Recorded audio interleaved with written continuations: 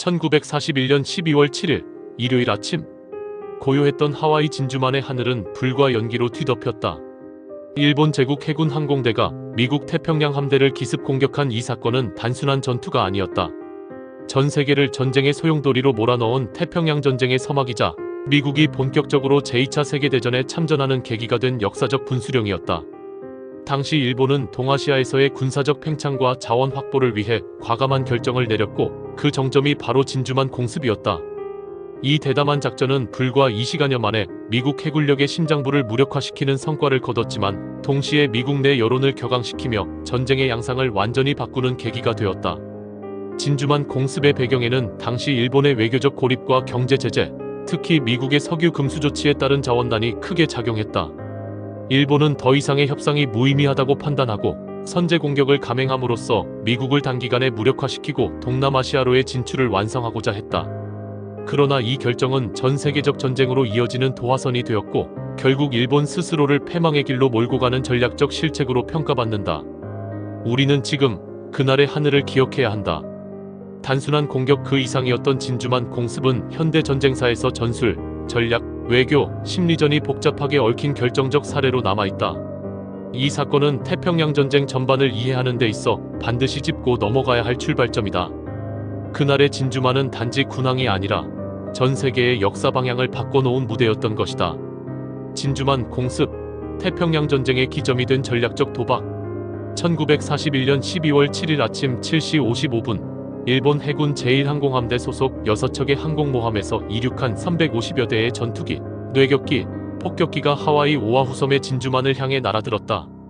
그날의 공습은 미국 해군의 심장부를 무력화시키기 위한 철저한 계획 아래 감행되었다. 진주만 공습이라는 단어는 단순한 군사작전 이상의 의미를 지닌다. 이는 일본이 태평양 전쟁의 주도권을 쥐기 위해 감행한 전면적인 선제 공격이자 미국을 직접 자극해 제2차 세계대전에 참전하게 만든 전환점이었다. 진주만 공습은 전 세계 전쟁사의 흐름을 바꿨으며 미국의 참전은 결국 연합국 승리의 결정적 계기가 되었다. 1. 진주만 공습의 계획과 실행. 일본 제국은 미국, 영국, 네덜란드 등 연합국의 경제 제재에 압박을 받으며 점점 외교적으로 고립되고 있었다. 특히 미국의 석유 금수 조치는 일본에게 목을 죄는 조치나 다름없었다. 이에 따라 일본은 단기간 내 동남아 자원지대를 장악하고 미국 해군의 개입을 차단하기 위해 미국 태평양 함대의 거점인 진주만을 선제 타격하기로 결정했다. 공습은 야마모토 이소로쿠 제독의 구상 아래 진행되었다. 그는 단기적 승리를 위해 미국의 전략적 전력을 초기에 마비시켜야 한다고 판단했다. 1941년 11월 중순 항공모함 아카기, 히류, 소류 등으로 구성된 항모기동 부대는 북태평양을 따라 비밀리에 이동, 하와이 북쪽 440km 지점까지 접근했다. 이들은 완전 무선 침묵을 유지했고 미군은 이 접근을 전혀 눈치채지 못했다. 공습은 두 차례에 걸쳐 진행되었다. 제1파는 전투기, 뇌격기, 수평 폭격기를 포함한 183기로 진주만의 전함과 비행장을 주요 목표로 삼았다. 제2파 170기는 수직 강화 폭격기와 전투기를 중심으로 남은 목표들을 초토화했다. 그 결과 전함 애리조나, 오클라호마 등 8척이 격침되거나 심각한 피해를 입었고 항공기 300여 대가 파괴되었으며 2,403명이 사망하고 1,178명이 부상을 입었다. 이 정보와 경계 실패의 대가. 진주만 공습 당시 미국은 일본의 공격 가능성을 인지하고 있었지만 정확한 시점과 장소에 대해선 확신이 없었다. 미국은 당시 일본과의 외교 교섭이 진행 중이었고 일본은 외교 대화를 지속하는 척하며 공습을 준비하고 있었다. 더욱이 일본 외무성은 공습 당일 워싱턴 주재 대사관을 통해 미국 정부의 전쟁 선포를 통보할 예정이었으나 암호 해독과 송신 지연으로 인해 통보는 공습 개시 후 1시간이 지난 뒤에야 전달되었다. 이는 국제법상 선전포고 없는 기습 공격으로 간주되어 미국 내 대일 감정을 극도로 악화시켰다. 진주만 기지에는 당시 레이더 경보 시스템이 있었음에도 초보 조종사들의 훈련 비행으로 오인되어 무시되었다. 이는 경계태세의 미비와 함께 인명 및 자산 손실을 증폭시킨 주요 요인이었다. 이처럼 정보 판단과 의사결정 체계의 허점은 일본에게 초기 전술적 승리를 안겨줬지만 동시에 미국의 강력한 대응을 초래하는 빌미가 되었다. 3. 미국의 반격과 태평양 전쟁의 전개. 공습 다음 날인 12월 8일 프랭클린 디 루스벨트 대통령은 의회에서 치욕의 날이라는 유명한 연설을 통해 일본에 대한 전쟁을 선포했다. 이로써 미국은 공식적으로 제2차 세계대전에 참전하게 되었고 유럽 전선과 태평양 전선 모두에 병력을 투입하게 되었다.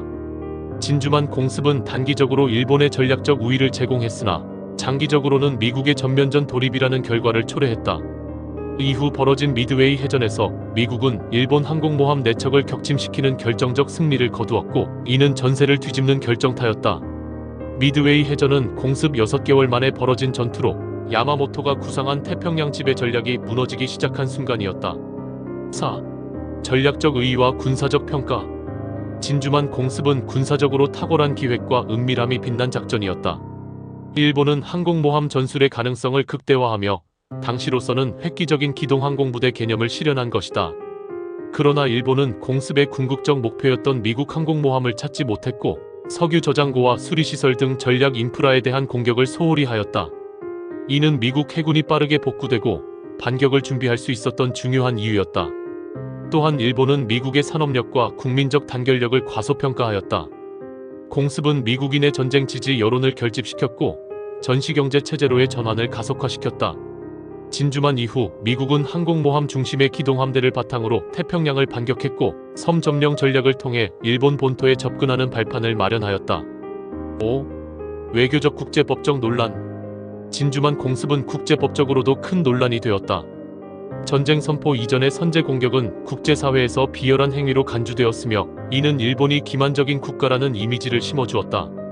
이 여파는 일본이 패전한 후 도쿄 재판극 동국제 군사재판에서도 중요한 쟁점이 되었으며 일본 전범들이 전쟁 범죄자로 기소되는 주요 배경이 되었다.